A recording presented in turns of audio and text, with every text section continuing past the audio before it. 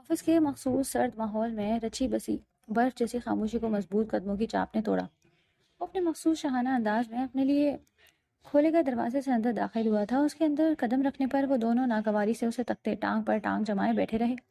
اس کے چہرے پر بھی ایسی ہی ناگواری کندہ تھی، آنکھوں میں سر سی آگ روشن تھی۔ ویسے تو مجھے ہمیشہ قدر اور محبت ہی ملی ہے، مگر دنیا میں چند ایک ایسے بھی ہیں جو میرے مقام تک پہنچ نہیں سکتے۔ تم مجھ سے حسد کر کے اپنا بلڈ پریشر بڑھا لیتے ہیں۔ سنا ہے تم بھی 2 دن ہسپتال میں گزار کر آئے ہو۔ اپنی کرسی پر برجمان ہو کر اس نے شہباز خانزادہ کو مخاطب کیا تھا۔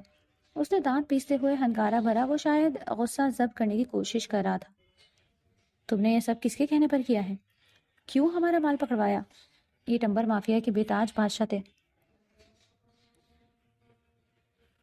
میں ان کی حکومت تھی۔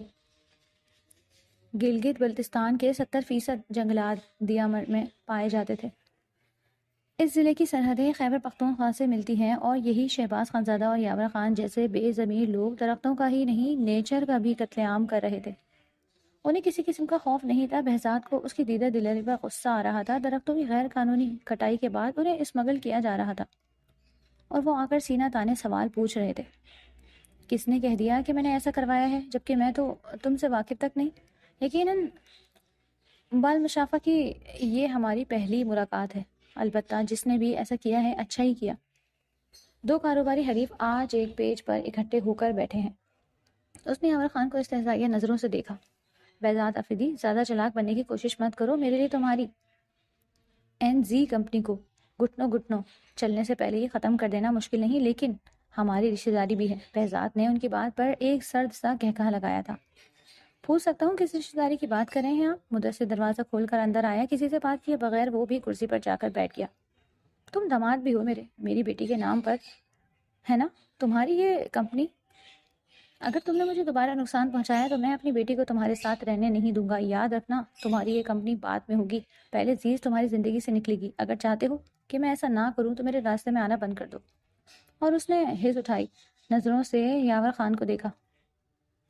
یہ کمپنی ہی کیا، میری زندگی بھی اس کے نام پر ہے، اور لگتا ہے اسی نام پر تم آج یہاں مجھ سے فیور مانگنے آئے ہو۔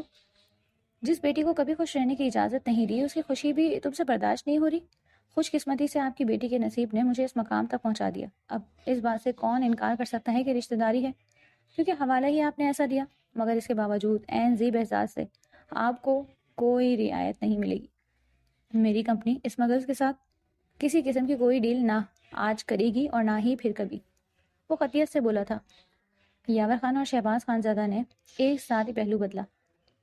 آج تم ہمارا ہاتھ تھام لو، زندگی اور کاروبار کی گارنٹی ہم تمہیں دیں گے۔ جس کمپنی کا نام کوئی نہیں جانتا، دیکھنا ہم اسے کہاں سے کہاں پہنچا دیں گے۔ تم جیسے آج کل کے لڑکوں کاروبار کرنا نہیں جانتے، بس جذبات سے کام لیتے ہیں۔ کاروبار بنانے کے لیے دماغ سے کام لینا پڑتا ہے۔ اچھے بچوں کی طرح بات مانو ہماری، کچھ لو کچھ دو پر معاملہ ختم کرو، ورنہ تم چاہے کتنے بڑے سیلیبریٹی بن گئے ہو، مگر بندوق سے نکلی گولی کسی کا نام نہیں پوچھتی۔ شہباز خانزادہ نے اپنی فطرت کے مطابق دھمکی دینے میں دیر نہیں لگائی تھی، اور اس کی دھمکی کے ساتھ ہی مدثر نے مستعدی سے کھڑے ہوتے ہوئے قمیض کے نیچے سے اپنا ریوالور نکال لیا۔ Mudassir, cool down. ان کی دھمکی ریکارڈ ہو چکی ہے، اور بس کچھ ہی دیر بعد میڈیا پر یہ خبر گرم ہو گئی، اور انہیں یہ بھی پتہ چل جائے گا کہ مجھ جیسی سیلیبریٹی کو کاروبار بھی کرنا آتا ہے، اور ان جیسوں کو منہ کی کھانے پر مجبور بھی کرنا آتا ہے۔ وہ اس قدر سرد لہجے میں بولا تھا کہ شہباز خانزادہ پہلی بار کسی سے خائف ہوا۔ تم نہیں جانتے کہ تم کس سے الجھ رہے ہو، مار کر اس جگہ ڈالوں گا کہ تمہاری بیوی بچے روتے رہیں گے لاش کے لیے۔ شہباز خانزادہ اپنی جگہ سے کھڑا ہو گیا۔ تم نہیں جانتے کہ تم اپنے باپ سے الجھ رہے ہو، کیونکہ مجھ سے الجھ کر تمہیں اتنی ذلت ملنے والی ہے کہ اس کے بعد تم مرنے کی دعا مانگو گے، مگر تمہیں یا تو جیل ملے گی یا پھر پاگل خانہ۔ اس کے علاوہ کوئی تیسری جگہ تمہیں قبول نہیں کرے گی۔ اور ہاں، میری فیملی کے متعلق اپنی گھٹیا زبان سے ایک لفظ مت کہنا، ورنہ تمہاری سیاست میں قدم جمانے کے لیے بے چین بیٹے کا کچا چٹھا میڈیا پر ہوگا۔ اسے یہ بھی گوارا نہیں تھا کہ اس نے بیوی بچوں کے الفاظ کہے تھے۔ شہباز خانزادہ نے اسے کینہ توڑ نظروں سے دیکھا۔ کاروبار شروع کرنے سے پہلے اس تالاب کے بڑے مگرمچھوں کے متعلق بہت کچھ معلوم کروایا تھا، بس اسے کچھ قابل بھروسہ لوگوں کا انتخاب کرنا پڑا۔ مدثر نے ان کے ملازمین کو خریدنے کا مشورہ بھی دیا تھا، مگر اس نے یہ کہہ کر اس مشورے کو مسترد کر دیا کہ جس کی وفاداری بکتی ہو وہ قابل بھروسہ نہیں۔ ہر انسان پیسے کے عوض کام کرتا ہے۔ مدثر کی بات بھی درست تھی۔ انسان پیسے کے عوض کام کرتا ہے اور کام ایمانداری سے کیا جاتا ہے. جو اپنے مالک سے وفادار نہیں وہ کبھی بھی بک سکتا ہے. اور مجھے پیسے سے خریدے گئے وفادار نہیں چاہیے. بے غرض اور بے لوث ساتھیوں کی ضرورت ہے. اور آج جب شہباز خانزادہ اور یاور خان ٹمبر مافیا کے دو بے تاج بادشاہ خود چل کر آئے تھے تو مدثر کو اس کی زیر ایک نگاہیں اور معاملہ فہمی پر یقین آ گیا تھا. آج وہ دونوں ہی نہیں جانتے تھے کہ ان کی مقبری کون کر رہا ہے یا پھر بہزاد آفریدی کا اگلا قدم کیا ہوگا. وہ دونوں اسے کم عمر اور نا تجربے کار سمجھ کر نظر انداز کر دینے پر اب پچھتا رہے تھے. تمہیں دیکھ لوں گا. شہباز خانزادہ کی حالت ایسی ہی تھی جیسے زخمی سانپ کی ہوتی ہے. وہ صرف پھنکار ہی سکتا تھا. مجھے ایک بار دیکھنے والے عمر بھر بھولتے نہیں ہیں. تم بھی مجھے نہیں بھولو گے. اور ہاں، راستے میں اپنے وکیل سے ضرور بات کر لینا. بہت جلد تمہاری گرفتاری کے ناقابل ضمانت وارنٹ لے کر پولیس اہلکار تم سے خصوصی ملاقات کرنے آئیں گے. وہ تل ملاتا ہوا چلا گیا. اس ساری گرما گرمی کے دوران یاور خان چپ رہا. تم کیوں ہم سے دشمنی کر رہے ہو؟ ہم اپنا کام کر رہے ہیں، تم بھی تو اپنا کام کرو. سسر ہوں میں تمہاری کاروبار اسرار و رموز سکھانا میری ذمہ داری ہے. یاور خان نے شہباز خانزادہ کو بے دست و پا ہوتے دیکھا. یاور خان، مجھے میرا کام مت سکھاؤ. جتنی عزت میں نے تمہیں شہباز خانزادہ کے سامنے دے دی اس سے زیادہ عزت نہیں دے سکتا. میری بیوی کے باپ ہو تم اور قابل احترام نہیں. ایک اسمگلر کو میں اس سے زیادہ بات کرنے کے قابل نہیں سمجھتا. اب تم جا سکتے ہو. وہ رعونت سے بولا تھا. یاور خان اس اہانت پر سرخ چہرے کے ساتھ کھڑا ہو گیا. ہم شرافت سے بات کرنے آئے تھے. ہمیں پتا ہے تم نے ہی ہمارا مال پکڑوایا ہے. اس کے باوجود میں نے رشتہ داری کا پاس کیا، مگر اب بات دشمن کی طرح ہی ہوگی. یاور خان ساز باز میں ناکام ہو کر اب دھمکیوں پر اتر آیا تھا. اسے چندہ فرق نہیں پڑا. تم وہ شخص ہو جس سے میری رشتہ داری جس شخصیت کی وجہ سے ہے اسے کبھی تم نے محبت اور شفقت کی نظر سے نہیں دیکھا. ہمیشہ اس پہ قہر ہی برسایا. آج اس کا حوالہ دے کر مجھے روکنے کی کوشش کر رہے ہو. بہرحال اب بات میرے اختیار سے نکل کر با اثر شخصیات تک پہنچ چکی ہے. تم چاہو تو اپنا اثر رسوخ استعمال کر کے خود کو ڈوبنے سے بچا لو. تمہارا دشمن میں نہیں ہوں. تم غلط جگہ آئے ہو. اس نے یاور خان کو مخمصے میں ڈال دیا. اگر تم نہیں تو پھر کون؟ تم نے ہی اپنے انٹرویو میں کہا تھا کہ مارکیٹ میں صرف کاروبار نہیں کرنے بیٹھے بلکہ اس میدان میں کالی بھیڑوں کا صفائی کرنے اترے ہو. ٹمبر مافیا کے خلاف سرگرم عمل ہو. تمہیں ہی حب الوطنی دکھانے کا شوق ہے. یاور خان کے پاس بہزاد کے خلاف کوئی بھی ٹھوس ثبوت نہیں تھا. بس اندھیرے میں تیر چلا رہا تھا. میری بات پر اتنا یقین ہے تو اب میں ہی یہ بھی کہہ رہا ہوں کہ غلط جگہ آئے ہو سکتا ہے شہباز خانزادہ نے ہی یہ چال چلی ہو. وہی مارکیٹ میں تمہارا کمپٹیٹر ہے. میں تو ہوں ہی یہاں نیا. یاور خان کے چہرے پر پرسوچ کی پرچھائیاں چھا گئی. اگر ایسا ہوا تو شہباز خانزادہ نہیں بچے گا. وہ دانت پیس کر بولا. اس بات سے مجھے کوئی کنسرن نہیں. اب تم جا سکتے ہو اور آئندہ اس امید پر میرے پاس مت آنا کہ میں تمہارے ساتھ کوئی گٹھ جوڑ کروں گا. بہزاد آفریدی ایک بار کسی کو دشمن سمجھ لے تو اس کی طرف سے چوکنا رہتا ہے. سانپ کب کون سی کینچلی بدل کر سامنے آئے گا یہ علم ہونا ضروری ہے تاکہ ہر وار کا پلٹ کر جواب دیا جا سکے. اس کے لب و لہجے نے یاور خان کا خون کھولا دیا. بہزاد خان آفریدی، تم اگر ہمارے راستے سے نہیں ہٹے تو موت تمہیں ہمارے راستے سے ہٹنے پر مجبور کر دے گی. تم زیادہ دیر یہ کھیل نہیں کھیل سکو گے. بہزاد نے ہاتھ اٹھا کر اسے مزید کچھ کہنے سے روک دیا. مت بھولو یاور خان، تم میرے آفس میں کھڑے ہو مجھے موت کی دھمکی دے کر. تمہاری جان کسی شکنجے میں پھنس گئی ہے. تم سوچ بھی نہیں سکتے. کھیل نہیں ہے محاذ ہے. تم جیسوں کو ان کے بل سے نکالنے کے لیے کہیں سے تو شروعات کرنی پڑے گی. ملک دشمن عناصر بھی چپ کروا وار کرتے ہیں. ان پر اگر ان کا ہی حربہ آزما لیا جائے تو تم جیسے چوروں کی حالت خراب ہو جاتی ہے. ایک طرف اس نے ان کا مال پکڑے جانے میں اپنے ملوث ہونے سے انکار کر دیا تھا. دوسری طرف وہ وہی بات کر رہا تھا. یاور خان پہ چتاب کھا کر رہ گیا. اس کا کچھ بگاڑنا آسان نہیں تھا. وہ ہر وقت چاقو چوبند رہتا تھا. یاور خان کے جاتے ہی مدثر نے اسے گھوری سے نوازا. تمہارے سسر صاحب ناراض ہو کر گئے ہیں بلکہ تم نے ان دو منجے ہوئے کھلاڑیوں کی توپوں کا رخ اپنی طرف کر لیا. سیکیورٹی کا بندوبست بھی اسی حساب سے کرو. اس نے گھنے بالوں میں انگلیاں پھنساتے ہوئے سر جھٹکا. مجھے ان کی ناراضی کی پرواہ ان کی بیٹی سے شادی کرتے ہوئے نہیں تھی تو اب کیا ہوگی. میں ہمیشہ پہلے سارے بندوبست کرتا ہوں پھر عملی میدان میں اترتا ہوں. تم طفیل سے کہہ دو اس کے بیٹے سے ملنا ہے ہمیں. اس سے بات بھی نہیں کرنی. اور ہاں، طفیل کے پاس جو ویڈیو ہے اس کے بیٹے شاہزیب کی اس کا ایک چھوٹا مگر حساس کلپ شاہزیب کو بھیج دو. اس نے مصروف سے انداز میں کہتے ہوئے ایک نمبر ملایا. رضا، شہباز خانزادہ سے ملاقات کی ایک ویڈیو ریکارڈنگ بھیج رہا ہوں. اسے آن ایئر کرنا ہے کچھ دیر میں. اس نے لائے عمل کے مطابق ساری باتیں آن ایئر کرنے کا فیصلہ کیا. ویسے تم ہیرو ہو مگر آئیڈیاز تمہارے ذہن میں ڈیول والے آتے ہیں. شاہزیب گھٹنوں کے بل آئے گا اور ہر بات بھی مانے گا. مجھے سمجھ نہیں آتا اس لڑکے طفیل نے کیسے یہ مشکل کام انجام دیا. اب تک شاہزیب پر اس کی حقیقت بھی منکشف نہیں ہوئی اور وہ مکھن میں سے بال کی طرح ہم تک ہر اطلاع بھی پہنچا رہا ہے۔ بہزاد مسکرایا۔ دشمن کے لیے ڈیول بننا پڑتا ہے، ان سے نرمی برتوں گا تو انہیں جہنم واصل کیسے کروں گا؟ تو فیل جانتا ہے مجھے مخالفین کی ہر کمزوری اپنے ہاتھ میں رکھنے کا شوق ہے، لہٰذا کسی خبر کو معمولی سمجھ کر اگنور نہیں کرنا۔ مدثر نے سمجھ کر سر ہلایا تھا۔ تو فیل وہ لڑکا تھا جو 1 سال پہلے بہزاد کے پاس نوکری کی تلاش میں آیا تھا۔ فی الحال تو کوئی ویکینسی نہیں ہے، تم اپنی سی وی میرے پی اے کو دے دو، جب ضرورت ہوگی تمہیں بلا لیں گے۔ وہ لڑکا اس کے انتظار میں ہی فٹ پاتھ پر بیٹھا۔ بہزاد جو ہی گاڑی سے نکلا وہ سیکیورٹی کی پرواہ کیے بغیر اس کے قریب پہنچ کے کوشش کرنے لگا۔ اکثر اس کے پرستار اس کے لیے مسائل پیدا کر دیتے تھے مگر وہ کبھی ماتھے پر شکن نہیں لاتا۔ اس وقت بھی اس نے سیکیورٹی اہلکاروں کو ہٹنے کا اشارہ کیا تھا تو فیل کے چہرے پر اس کے جواب نے مایوسی بکھیر دی۔ جب تک آپ کو ضرورت ہوگی ہماری ضرورتیں ہمیں نگل لیں گی۔ اس نے چونک کر اس کی طرف دیکھا، پھر اپنے ساتھ آنے کا اشارہ کر کے آگے بڑھ گیا۔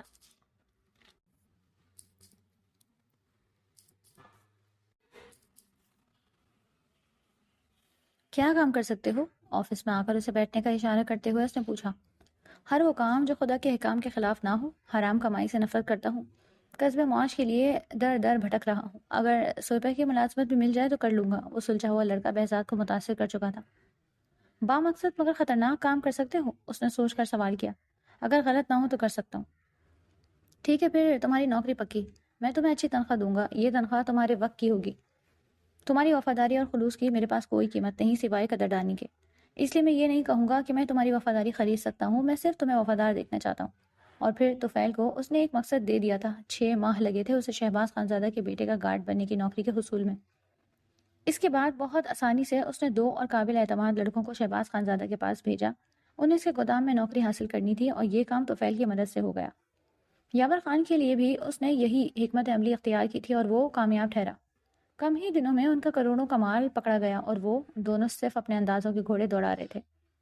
میڈم، اس نے پکار پر ہاتھ میں پکڑا فوٹو فریم ایک طرف رکھ دیا، ایک کے بعد ایک وہ اس کی 3 تصاویر دیکھ چکی تھی اور شاید 3 گھنٹوں سے اپنی جگہ بیٹھی یہی کام کر رہی تھی۔ میڈم، اثر پڑنے کا وقت ہو گیا۔ ملازماؤں سے ظہر کی نماز خشوع خضوع کے ساتھ پڑھتے دیکھ چکی تھی، لہٰذا اثر کے وقت اسے گمسم بیٹھا دیکھ کر مطلع کیا۔ اس نے بلا تعمل اپنی جگہ چھوڑی اور کمرے میں جانے لگی۔ میڈم، نماز کے بعد چائے کے ساتھ کیا لیں گی؟ بتا دیں تاکہ میں تیار کر دوں۔ ملازمہ متفکر تھی، اسے صاحب کو بھی جواب دینا تھا۔ کچھ نہیں، جو کھانا ہوگا میں لے لوں گی، ابھی مجھے کچھ نہیں کھانا، وہ قطعیت سے بولی۔ میڈم، آپ تھوڑا بہت کچھ کھا لیں، دن بھر آپ نے پانی تک نہیں پیا۔ اس نے ملازمہ کو ناگواری سے دیکھا۔ پلیز آپ مجھے میڈم میڈم نہ کہیں، مجھے میڈم جیسا بھاری بھرکم لفظ اچھا نہیں لگتا، ایسا لگتا ہے جیسے میں بہت عمر رسیدہ خاتون ہوں۔ ملازمہ کے لبوں پر مسکراہٹ اٹھ کر آئی۔ آپ تو بہت کم عمر ہیں مگر سر کا حکم بھی نہیں ٹال سکتی، ملازمہ نے مجبوری بتائی۔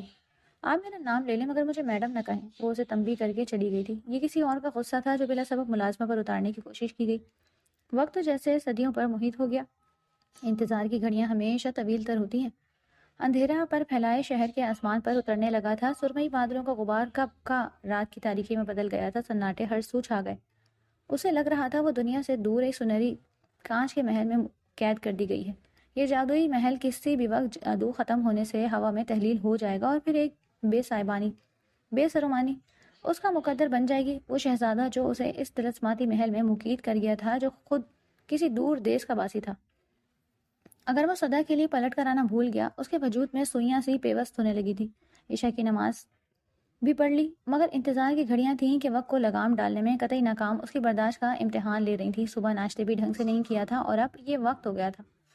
انہیں کہاں یاد ہوگا کہ ایک پاگل لڑکی ان کے انتظار میں بیٹھی ہے؟ وہ ہمیشہ مجھے فراموش کر دیتے ہیں، آج بھی بھول گئے۔ گھبرا کر وہ گلاس وال کے پاس آ کھڑی ہوئی۔ سڑک پر ٹریفک کا ازدحام تھا، سبھی مسافر اپنی منزل کی سمت رواں دواں تھے، جبکہ وہ سنگ میل پر کھڑی اپنے ہمسفر کے منتظر تھی۔ اس کے گرد لوگوں کا اتنا ہجوم تھا کہ وہ اس تک پہنچنے کی کوشش بھی نہیں کرتی۔ اگر اسے علم ہوتا کہ وہ ناپسندیدگی، بیزاری، انکار فقط اپنے جذبات کی نفی کرنے کے لیے ایک درمیانی راہ تھی، ایک فصیل جو وہ اپنے دل و دماغ کے درمیان ہوتی جنگ میں اپنے اور عزیز کے درمیان کھڑی کر کے اپنے دل کی آواز کو انسنا کرتا رہا، وہ آج بھی اس سے فاصلوں پر تھا۔ اب بھی ایک نظر نہ آنے والی دیوار ان کے درمیان حائل تھی۔ ان فاصلوں کا ادراک زیز کو تھا مگر وہ اب بھی انجان ہی تھا۔ اس کی نظر میں وہ جو کچھ کر چکا تھا وہ زیز کی خوشیوں اور اس کے اپنے اطمینان کے لیے کافی تھا۔ دوپہر سے شام ڈھلی اور شام سے رات بھی۔ اپنے ساتھ بے چینیاں لیے چلی آئی مگر وہ نہیں آیا۔ عزیز کا دل آنسو بن کر آنکھوں سے قطرہ قطرہ بہنے لگا۔ محبت کی پہلی شرط وفا ہے۔ جس تعلق میں وفا نہ ہو وہ فقط فریب ہے اور کچھ نہیں۔ گھڑی کی سوئیاں رات کے 11 بجانے لگی تھی۔ وہ بھوکی پیاسی اس کے انتظار کی مشقت سے نڈھال اپنے دل میں بدگمانی کے خاردار کیکر کی آبیاری کر رہی تھی۔ وہ رائنا کے ہمراہ ہوں گے، میں کیوں کر یاد آؤں گی انہیں؟ یہ سوچ اس کے دل کو لہو لوہان کر رہی تھی۔ میں چلا جاؤں گا، وہ گاڑی سے نکلتے ہوئے بولا۔ دماغ ٹھیک ہے تمہارا؟ میں چھوڑ آتا ہوں اوپر، مدثر نے جھنجھلا کر کہا۔ بچہ نہیں ہوں، مجھے کسی سہارے کی ضرورت نہیں۔ اس کا مزاج برہم تھا۔ ہاں تمہیں نہ سہارے کی ضرورت ہے نہ مشورے کی۔ آ بیل مجھے مار والی کہاوت کے مصداق تم نے خود انہیں فراہم موقع کیا۔ مدثر پھر شروع ہونے لگا تھا۔ اس نے ناگواری لیے اسے دیکھا۔ وہ اس کی بیزاری دیکھ کر بھی نہیں گیا۔ اس کے ساتھ دروازے تک آیا تھا۔ پہلی بیل پر ہی دروازہ کھول دیا گیا۔ اس نے ملازمہ کو برہمی سے دیکھا۔ دروازہ تسلی کر کے کھولا ہے یا ویسے ہی کھول دیا؟ ملازمہ نے اس کے سوال پر گھبرا کر گلاس وال کی طرف دیکھا مگر وہاں کوئی نہیں تھا۔ بیبی نے کہا تھا بہزاد آفریدی نے اتنی چھوٹی لڑکی سے دوسری شادی کی ہے؟ وہ اسی حیرانی سے نہیں نکلی۔ عزیز نے کہا تھا اسے میڈم جیسا بھاری بھرکم لفظ پسند نہیں تو اس نے بیبی کہنا مناسب سمجھا مگر اب بہزاد آفریدی کے تاثرات دیکھ کر مدثر نے بمشکل مسکراہٹ پر قابو پایا۔ یہ بیبی کیا ہوتا ہے؟ کال ہر میڈم، اس نے تصحیح کی۔ مگر انہیں میڈم کہنا پسند نہیں ہے۔ وہ کہہ رہی تھی کہ انہیں میڈم جیسا بھاری بھرکم الفاظ اچھا نہیں لگتا۔ ایسا لگتا ہے جیسے بہت عمر رسیدہ عورت ہو۔ وہ اس بار مدثر کا کہہ کہا بے ساختہ تھا۔ بہزاد نے اس بار دونوں نفوس کو ناگواری سے دیکھا۔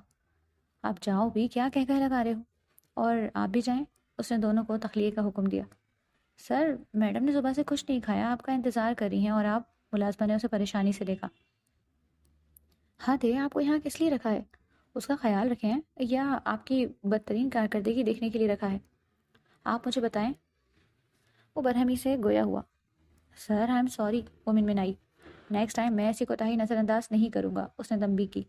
جی سر، آئندہ آپ کو شکایت کا موقع نہیں ملے گا۔ اور سر آپ ٹھیک ہیں اب؟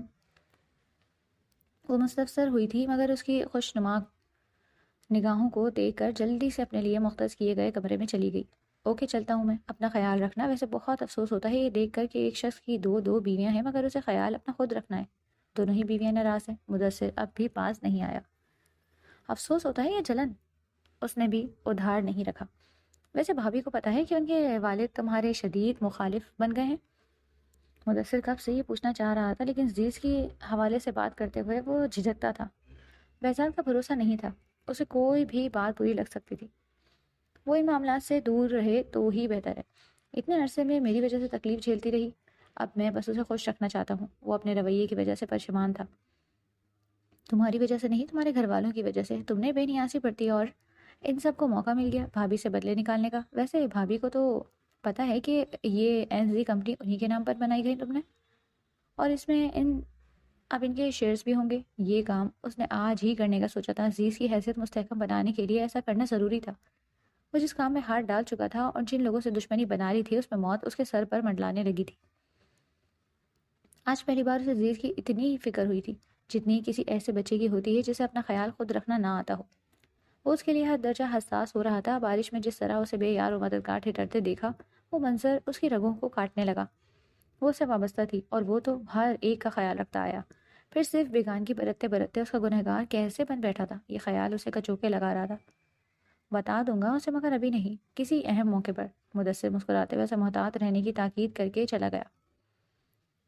اب چار جانب فقط خاموشی تھی۔ اس نے گہری سانس لی، یعنی وہ ناراض تھی۔ اس کے لبوں پر مسکراہٹ آ گئی۔ ابھی دوپہر میں رائنا کی ناراضگی کا سوچ کر جس کے اعصاب خشیدہ ہو رہے تھے، اب وہ مسکرا کر آنکھیں بند کر گیا۔ اگر دل کو محبت کرنے کا عزم مل جائے تو ذات پر سارے خول چٹک جاتے ہیں اور اندر سے جو شخصیت نکلتی ہے دراصل وہی انسان کی اصل شناخت ہوتی ہے۔ وہ بھی خود کو دریافت کرنے کے مرحلے سے گزر رہا تھا اور یہ مرحلہ آسان نہیں تھا۔ یہ وہی تھا جو ہم وقت عزیز سے تعلقی برتتا رہا، اسے زندگی میں شامل کرنے سے انکار کرتا رہا اور زندگی میں شامل کر کے بھی بے نیازی و بے اعتنائی جتائی۔ لیکن اپنی پہلی البم زندگی کے پہلے گانے سے لے کر اپنے اس نے نئے کاروبار تک میں اسی کا نام اور اسی کا حصہ رکھا تھا۔ جب سے وہ تو بے خبر تھی مگر باقی سب نہیں۔ وہ یوں ہی تو الماس بیگم کی آنکھوں میں نہیں کھٹکتی تھی۔ بہزاد کے ذہن پر یادوں کا عکس لہرایا۔ واؤ، شی از سو بیوٹیفل، کتنی کیوٹ ہے یہ، اور کتنی پنک بھی، شی از سو بیوٹیفل۔ پھپھو سے ہمارے پاس چھوڑ جائیں، میں اسے بہت سنبھال کر رکھوں گا۔ وہ 10 سال کا لڑکا اس ننھی سی سال بھر کی گلابی گڑیا کو دیکھ کر حیران تھا۔ وہ ٹکر ٹکر دیکھتی کیسی سمجھدار لگ رہی تھی، جیسے اسے پہچانتی ہوں۔ سعدیہ کے پاس بالکل ایسی ہی تو گڑیا تھی جسے وہ سنبھال سنبھال کر رکھتی تھی۔ کیا بیوٹیفل بیوٹیفل بول رہے ہو؟ میرے میکے میں تو سبھی بچے خوبصورت ہیں، اور امیمہ کو دیکھا ہے کیسی گوری چٹی ہے، بالکل میری جیسی۔ یہ ایسی بھی انوکھی نہیں ہے۔ الماس بیگم نے اسے ہاتھ پکڑ کر یاسمین کے پاس سے دور کیا تھا۔ ان کی گود میں موجود بچی ہر ایک کو اپنی جانب متوجہ کر لی تھی۔ یاسمین خود بھی بے انتہا خوبصورت تھی، مگر یاور خان بھی کسی سے کم نہیں تھے۔ بچی کی آنکھیں باپ کی طرح بے انتہا پرکشش تھیں، رنگت بھی ایسی اجلی تھی کہ ہاتھ لگاتے ڈر لگتا تھا۔ نہیں، یہ زیادہ پیاری ہے، بابا نے بتایا ہے وہ اس سے میری شادی کریں گے، مجھے یہ زیادہ پسند ہے۔ الماس اس بات سے ہمیشہ بھڑک جاتی تھی، اور اب تو بیٹے نے کہا تھا۔ انہوں نے بغیر خیال کیے اپنے لاڈلے بیٹے کے منہ پر زوردار تھپڑ رسید کیا۔ یاسمین گھبرا کر کھڑی ہو گئی، سلجوق آفریدی بھی دنگ رہ گئے، مگر اس سے بھی زیادہ شدید رد عمل تو ابھی دیکھنا باقی تھا۔ انہوں نے یاسمین کی گود سے بچی کو جھپٹا۔ اگر آئندہ یہ بات زبان پر لایا بھی تو جان لے لوں گی اس کی، ختم کر دوں گی اسے۔ وہ اس ننھی سی گڑیا کا گلا دبانے لگی تھی، وہ سہم کر پیچھے ہٹتا چلا گیا۔ پاگل ہو گئی الماس، چھوڑو اسے۔ سلجوق آفریدی نے ان کے چنگل سے نیم جاں بچی کو نکال کر بہن کی گود میں دیا۔ تم بالکل بالکل پاگل ہو چکے ہو بھائی۔ اس کی سانس رک گئی ہے شاید۔ پھپھو کی آواز اس بچے کے حساب پر کوڑے کی طرح برسی۔ اچھا ہے مر جائے، جان چھوٹے اس سے۔ میرے بچے سے کبھی دوبارہ یہ بات مت کہنا، یہ نہیں کرے گا اس عورت کی بیٹی سے شادی، میں نہیں ہونے دوں گی۔ یاسمین اور سلجوق آفریدی کے جانے کے بعد بھی وہ چیختی نہیں۔ آئندہ اگر ایسی بات کی تو اپنی ماں کا مرا منہ دیکھے گا۔ میں جہاں کہوں گی وہیں شادی ہوگی تمہاری۔ اس وقت وہ بچہ اس قدر ڈرا ہوا اور سہما ہوا تھا کہ یہ ڈر ذہن میں نقش ہو کر رہ گیا۔ آپ جیسا کہیں گی میں ویسا ہی کروں گا، آپ اسے کچھ مت کہنا، وہ چھوٹی ہے بہت، پلیز آپ اسے کچھ مت کہنا، میں آپ کی بات مانوں گا، وہ ایک تسلسل کے ساتھ کہتا رہا۔ رات تک اسے شدید بخار ہو گیا۔ الماس کو بیٹے کی بیماری کی فکر نہیں تھی، انہیں اس بات کی خوشی تھی کہ یہ بات ابھی سے اس کے ذہن سے نکالنے میں وہ کامیاب ٹھہری۔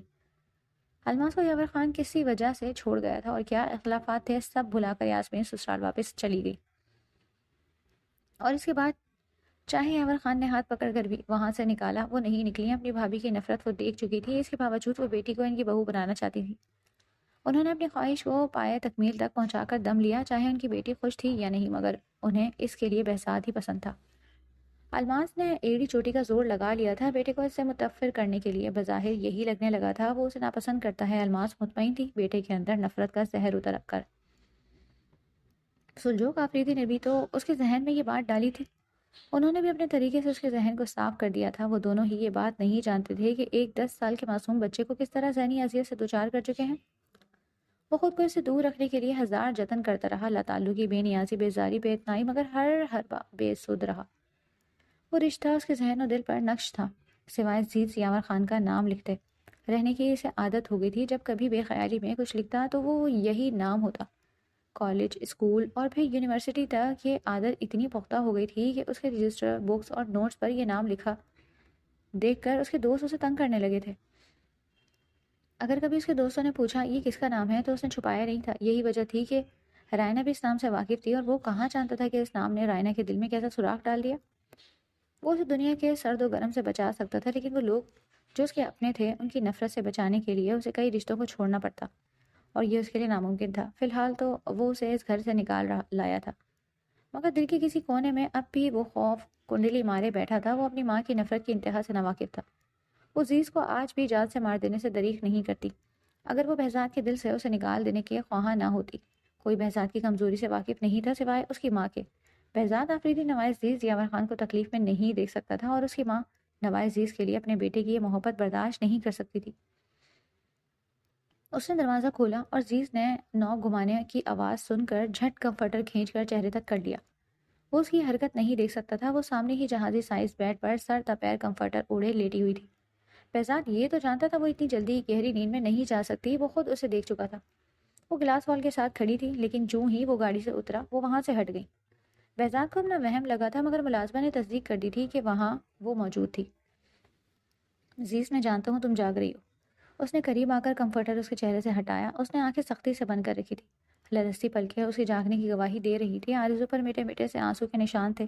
سرخ چہرہ، سرخ ناک دیکھ کر وہ سمجھ گیا تھا، وہ روتی رہی۔ ایک ذرا نہ آنے پر ایسا شدید رد عمل اسے حیران کر گیا تھا۔ ناراض اپنی جگہ، مگر شوہر کا احوال تو پوچھ لو، ابھی موت کے منہ سے نکل کر آیا ہوں۔ وہ اس کے قریب برجمان ہوتے ہوئے ہلکے پھلکے انداز میں بولا تھا، وہ جو گریز برتنے کا مصمم ارادہ کر چکی تھی ایک جھٹکے سے اٹھ بیٹھی۔ کیا ہوا؟ اس کی گھبراہٹ دیکھ کر مسکرایا۔ کچھ نہیں ہوا، صرف یہ دیکھ رہا تھا کہ جاگ رہی ہو یا واقعی سو رہی ہو۔ ویسے تمہیں سوتے میں چلنے کا مرض بھی لاحق ہے؟ میں 20 منٹ قبل تم لاؤنج کے گلاس وال سے باہر کا نظارہ کر رہی تھی۔ اس کی بات پر زید نے برہمی سے اسے دیکھا اور واپس لیٹنے لگی، یعنی اس کی ناراضی کو وہ مذاق سمجھ رہا تھا۔ کوئی ضرورت نہیں ہے سونے کی، جاؤ اور ہمارے لیے کھانا لے کر آؤ۔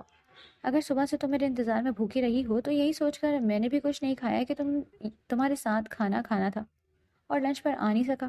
ایک اہم میٹنگ میں پھنس گیا تھا۔ اس نے آنکھوں میں بے یقینی لیے سنجیدگی سے دیکھا۔ اہم میٹنگ سارے دن چلتی رہی نا؟ مجھے بیوقوف سمجھتے ہیں؟ بچی نہیں ہوں میں، آپ کی ترجیحات اور مصروفیات کا خوب علم ہے مجھے۔ وہ گہری سانس لے کر تعصب سے سر ہلا گیا۔ نہ کرو یقین، اگر بھوکا ہی سلانے کا ارادہ ہے تو کہہ دو۔ وہ بھی سنجیدگی سے بولا۔ کہہ دے نائنا کے ساتھ نہیں تھے۔ اس نے عزیز کو اس بار گھور کر دیکھا۔ اگر تھا بھی تو یہ بات میٹر نہیں کرتی، اس وقت تمہارے ساتھ ہوں۔ ہاں، اگر تم چاہتی ہو کہ تم بھی رائنا کی طرح اپنی زندگی سے خوشی اور سکون کو بے دخل کر کے لڑائی جھگڑے اور وضاحتوں میں خوشگوار وقت برباد کر دو تو یہ تمہاری اپنی چوائس ہے۔ زیس نے بے دردی سے نچلا لب دانتوں تلے کچلا، آنکھوں میں پھر پانی جمع ہونے لگا۔ وہ اٹھ کر جانے لگی۔ کہاں جا رہی ہو اب؟ بہزاد کو اپنے سخت لب و لہجے کا احساس ہو گیا تھا۔ کھانا لینے، نروٹھے انداز میں جواب موصول ہوا۔ ادھر بیٹھو۔ اس نے ہاتھ پکڑ کر اسے واپس بٹھا لیا۔ وہ سر جھکا گئی۔ میری طرف دیکھو۔ ایک اور حکم صادر ہوا۔ اس نے نظر اٹھائی، ساتھ ہی بغاوت پر مائل آنسو بھی لڑک کر آرزو پر بہہ نکلے۔ اس نے لب بھیج کر ان آنسوؤں کو انگلی کی پور پر سمیٹ لیا۔ عزیز کا دل مزید پگھل کر آنسوؤں سے بہنے لگا۔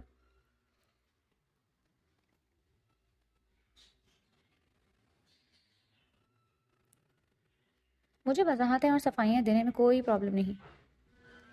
اگر تمہیں یہ سب سن کر اطمینان ہوتا تو ضرور ہر بات بتا دیتا، مگر تم صرف پریشان ہوگی۔ کاروبار کے ہزار جھنجھٹ، ہزار پریشانیاں ہوتی ہیں رائنا، اور تم دونوں ہی میری زندگی کا اہم ترین حصہ ہو۔ نہ ہی میں تمہیں یہ کہہ سکتا ہوں کہ وہ اہم نہیں، نہ ہی تمہیں غیر اہم قرار گردانتا ہوں۔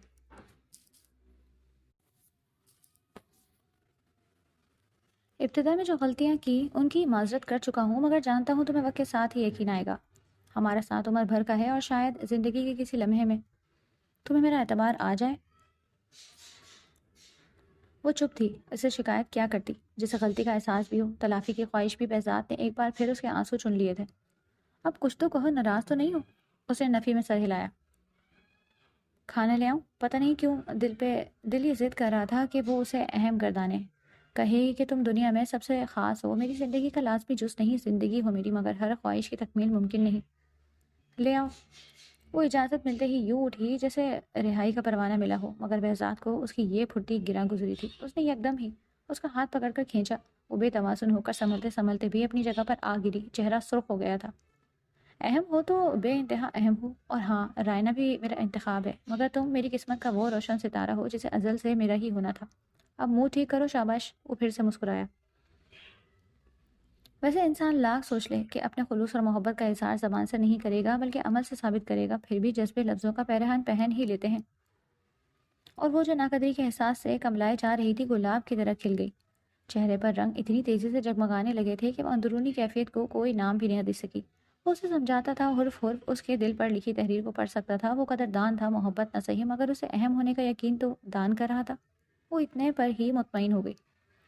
جس لڑکی نے اپنی ماں کو عمر بھر شوہر کی ایک نگاہ التفات کے لیے ترستے دیکھا ہو، اسے اتنی توجہ بھی غنیمت لگ رہی تھی تو حیرت کی بات نہ تھی، مگر وہ نہیں جانتی تھی محبت کے لیے دل فقیر کے کاسے کی طرح بن جاتا ہے، اور اور اور اور کی خواہش ختم نہیں ہوتی، نہ ہی محبت کی ضرورت کم ہوتی ہے۔ محبت کنار کرنے پر آئے تو عمر بھر کبھی دست طلب نہیں پھیلاتی، اور اگر انا کا پہاڑ سر کر لے تو محبوب سے اپنے حصے کی توجہ اور محبت طلب کرنے میں نہیں ہچکچاتی۔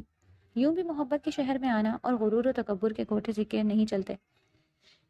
محبت تو بہت فراق دلی سے محبوب پر حیات بھی لٹا دیتی ہے اور جان مانگ بھی لیتی ہے، مگر وہ لڑکی جو بدگمانیوں کے پتوار ہاتھ میں لے کر نارسائی کا دریا پار کر رہی تھی، کیسے اپنے رشتے کی ناؤ کو محبت کے ساحل تک لے جاتی؟ وہ بھی جانتا تھا، وہ اس سے نارا و بدگمان تھے۔ وہ اس کا ہاتھ چھوڑ کر وارڈروب کی طرف بڑھ گیا۔ میں کپڑے نکال دیتی ہوں، وہ مستعدی سے بولی۔ تم بس کھانا لے آؤ۔ ریڈی؟ سارے دن سے کچھ نہیں کھایا، پھر بھی ناز برداریاں کر رہا ہوں تمہاری۔ وہ خجل ہو کر باہر نکل گئی۔ کھانے کے لوازمات ٹرے میں سجائے وہ کمرے میں آئی تھی، مگر پہلے ہی قدم پر اسے دیکھ کر رک گئی۔ بہزاد، وہ جو بامشکل شرٹ پہن رہا تھا اس کی آواز پر چونک کر اس کی سمت دیکھا. وہ ٹرے میز پر رکھ کر اس کی سمت آئی. کیا ہوا ہے یہ؟ آپ نے مجھے سیریسلی بتایا نہیں اور مجھے بھی لگا کہ آپ مذاق کر رہے ہیں. بتائیں کیسے لگا یہ زخم؟ کیا واقعی ایکسیڈنٹ ہوا ہے؟ اس کے سینے پر موجود زخم تازہ تھا اور لاپرواہی کی وجہ سے زخم سے خون رسنے لگا. کچھ نہیں، بس معمولی سے ایکسیڈنٹ ہو گیا تھا، اس نے نارمل سے انداز میں کہا. ایکسیڈنٹ کیسے ہوا؟ اور بھی زخم آئے ہیں کیا؟ وہ گھبرا کر استفسار کرتی بلا جھجک اس کے قریب آ گئی. اس نے نفی میں سر ہلایا. بس یہ ذرا سا زخم ہے، پریشان ہونے کی ضرورت نہیں، اس نے تسلی دی. زخم سے خون نکل رہا ہے، میں دوبارہ بینڈیج کر دیتی ہوں. وہ فرسٹ ایڈ باکس ڈھونڈنے لگی. رہنے دو یار، کچھ نہیں ہوتا. مگر وہ 1 منٹ میں فرسٹ ایڈ باکس نکال کر لے آئی. وہ بیڈ پر بیٹھ گیا. وہ آنسو بہاتے ہوئے زخم پر سے پٹی ہٹانے لگی. زیز، رونے کی کیا ضرورت ہے؟ کہہ رہا ہوں ذرا سا زخم ہے، اتنے آنسو بہا رہی ہو تو مجھے تکلیف ہو رہی ہے. وہ اسے خفگی سے دیکھ کر رہ گئی. میں لڑ رہی تھی آپ سے، آپ نے کیوں نہیں بتایا کہ ایکسیڈنٹ ہو گیا تھا؟ وہی نروٹھا انداز تھا جو بہزاد کے لیے بالکل نیا تھا. رائنا یا تو ناراض ہوتی تھی یا پھر خوش. یہ درمیانی سے ناز بھری خفگی تو اس نے کبھی جتائی نہیں تھی. وہ اعصاب پر گرا گزرنے کے بجائے من کو بھاری تھی. اچھا تم لڑ رہی تھی؟ مگر تم نے تو بس ایک سوال سے زیادہ کچھ نہیں پوچھا، اور یہ تمہارا حق ہے، تم مجھ سے پوچھ سکتی ہو کہ میں کہاں تھا. میرے وقت کا حساب تم نہیں رکھو گی تو مجھے شکایت ہوگی. آج میں نے ٹوک دیا تو اس کی وجہ سے یہ حق جتانا مت چھوڑ دینا. اس نے بہت فراغ دلی سے عزیز کو سوال کرنے کی اجازت دی تھی. وہ سر جھکائے اپنے کام میں منہمک رہی، ایسے جیسے وہ اس کے بجائے کسی اور سے مخاطب ہو. اس نے مہارت اور تندہی سے اس کے زخم پر مرہم رکھا. وہ بھی غور سے اس کی سمت دیکھ رہا تھا.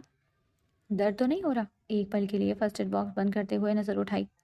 ہو رہا تھا نا، مگر تمہاری مسیحائی نے ہر زخم بھر دیا. وہ شرارت سے مسکرایا. عجیب ہے، آپ اتنا گہرا زخم لگا ہے پھر بھی آرام سے باتیں کر رہے ہیں، مسکرا رہے. اس نے تعجب سے کہا. تمہیں کیسے پتا کہ زخم گہرا ہے؟ اسے حیرت ہوئی. اسٹیچز لگے ہیں اور اس کے باوجود زخم سے خون رس رہا ہے. اس کا مطلب یہی ہے نا کہ زخم گہرا ہے. مگر یہ کیسا ایکسیڈنٹ تھا کہ زخم صرف ایک لگا؟ اس کے مشاہدے کی داد بنتی تھی. پتہ نہیں ایسا کیوں ہے. اب اگر تم چاہتی ہو تو اگلی بار مزید سیریس قسم کا ایکسیڈنٹ کروا لوں گا. اس بار وہ سنجیدہ تھا.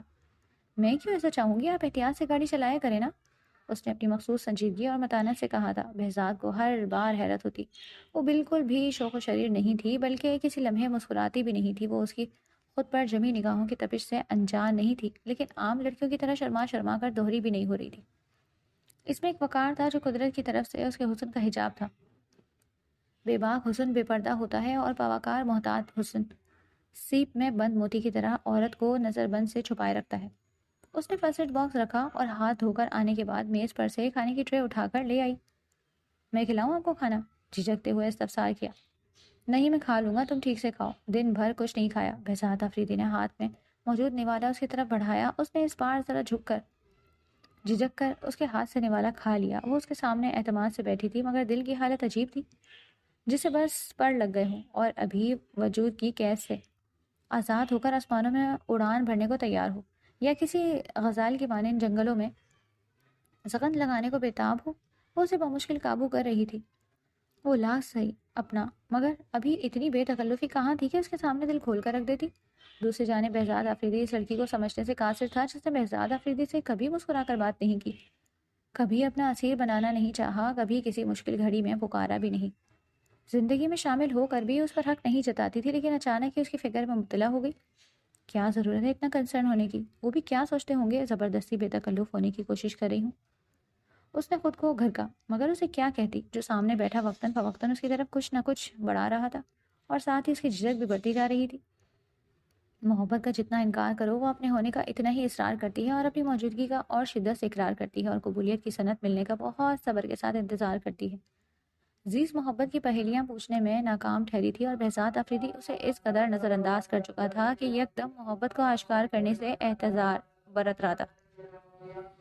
وہ چاہتا تھا عزیز اس کے لفظوں سے متاثر ہو کر نہیں، اس کے رویے کی تاثیر سے محبت کا پہلا زنگ میل عبور کرے. محبت جو ازل سے دل کی مکین ہوتی ہے، مگر اس کا ادراک انکشاف کی طرح ایک لمحے کی عنایت ہوتا ہے. عمر بھر کی مسافت کے بعد اچانک ہی یہ اپنے ہونے کا احساس دلاتی ہے. تو کبھی پہلی ہی نظر محبت کو ابھی اس انکشاف کا وقت نہیں تھا.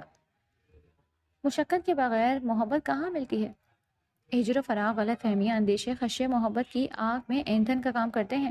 یہ شعلہ اور بھڑکتا ہے جب ہوائیں مخالف ہو جائیں.